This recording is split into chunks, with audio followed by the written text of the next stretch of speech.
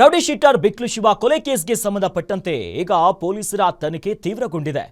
Rowdy sheeter ಬಿಕ್ಲು Shiva ಕೊಲೆ ಪ್ರಕರಣದಲ್ಲಿ ಈಗ ಭೈರತಿ ಬಸವರಾಜ್ ಆಯ್ತು, ಈಗ ಅವರ ಪಿಎ ವಿಚಾರಣೆ ನಡೆಸೋದಕ್ಕೆ ಪೊಲೀಸರು ಮುಂದಾಗಿದ್ದಾರೆ.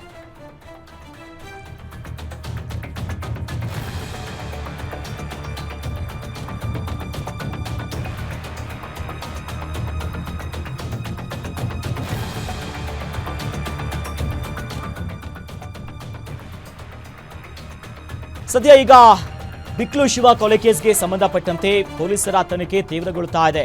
ಪ್ರಕರಣದಲ್ಲಿ ಎಫ್ಐ ಆಗಿದ್ರು ಶಾಸಕ ಭೈರತಿ ಬಸವರಾಜ್ ಅವರು, ಜೊತೆಯಲ್ಲಿ ಈಗ ಅವರ ಪಿಎಗೂ ಕೂಡ ಈಗ ಸಂಕಷ್ಟ ಎದುರಾಗಿದೆ.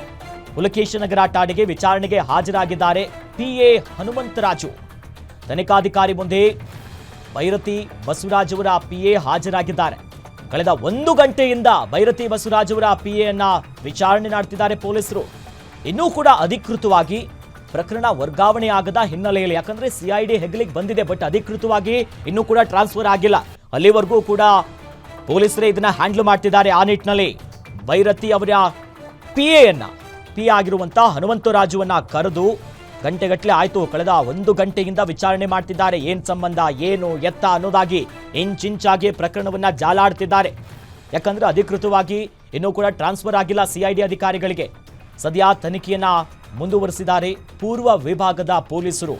ಆತನನ್ನ ಕರೆದು ವಿಚಾರಣೆ ಮಾಡ್ತಿದ್ದಾರೆ, ಮತ್ತೆ ಕ್ವಶನ್ ಮೇಲೆ ಕ್ವಶನ್ ಹಾಕ್ತಾರೆ. ಈಗಾಗಲೇ ಭೈರತಿ ಬಸವರಾಜ್ ಅವ್ರಿಗೂ ಕೂಡ 2 ಬಾರಿ ವಿಚಾರಣೆ ಕರೆದಂತ ಸಂದರ್ಭದಲ್ಲೂ ಕೂಡ 2ನೇ ಬಾರಿ ಸಾಲು ಪ್ರಶ್ನೆ ಕೇಳ್ತಾರೆ ತನಿಖಾಧಿಕಾರಿಗಳು.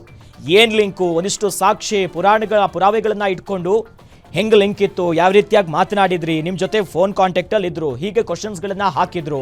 ಆ ಮೂಲಕವಾಗಿ ಕೆಲವು ಕ್ವಶನ್ಸ್ಗೆ ಒಂದಿಷ್ಟು ಸ್ಟ್ಯಾಂಡರ್ಡ್ ಆನ್ಸರ್ ಅನ್ನ ಕೊಟ್ಟಿದ್ರು, ನನಗೆ ಗೊತ್ತಿಲ್ಲ, ನನಗೆ ಸಂಬಂಧ ಇಲ್ಲ ಅನ್ನೋದಾಗಿ. ಮತ್ತೊಂದು ಕಡೆಯಲ್ಲಿ ಸೈಲೆಂಟ್ ಆಗಿದ್ರು ಅನ್ನೋ ಕೂಡ ಮಾಹಿತಿ ಕೂಡ ಇತ್ತು. ಬಟ್ ಅದರ ಮುಂದುವರೆದ ಭಾಗ ಅನ್ನುವಂತೆ ಪೊಲೀಸರ ತನಿಖೆಯಲ್ಲಿ ಶಾಸಕರ ಪಿಎ ವಿಚಾರಣೆ ಕೂಡ ಆಗ್ತಾ ಇದೆ. ಯಾಕಂದ್ರೆ ಪಿಎ ಅಂದ ಮೇಲೆ ಜೊತೆಲಿ ಇರ್ತಾರೆ. ಈ ನಿಟ್ಟಿನಲ್ಲಿ ಒಂದಿಷ್ಟು ಲಿಂಕ್ ಅನ್ನ ಇಟ್ಕೊಂಡು ಆತನನ್ನ ಕಳೆದ 1 ಗಂಟೆಯಿಂದಲೂ ಕೂಡ ವಿಚಾರಣೆ ಮಾಡ್ತಿದ್ದಾರೆ ಪೊಲೀಸರು. ಯಾವ ರೀತಿಯಾಗಿತ್ತು, ಆತ ಗೊತ್ತಿತ್ತಾ?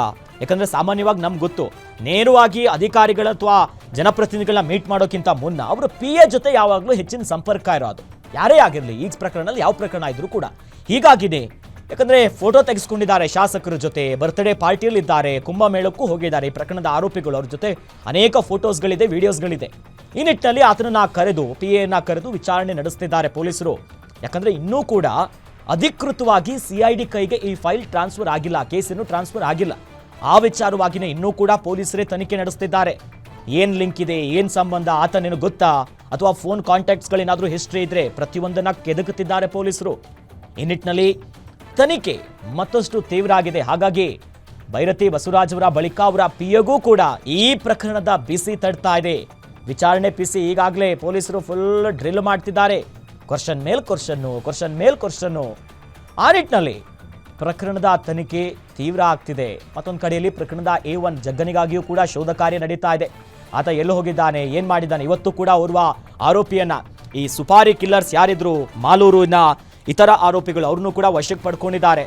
ಸುಮಾರು 13ಕ್ಕೂ ಹೆಚ್ಚು ಆರೋಪಿಗಳು ಈಗಾಗಲೇ ವಶಕ್ಕೆ ಪಡೆದಿದ್ದಾರೆ. ಪ್ಲಸ್ A1ಗೋಸ್ಕರನೇ ಶೋಧ ಕಾರ್ಯ ಆಗ್ತಿರೋದು.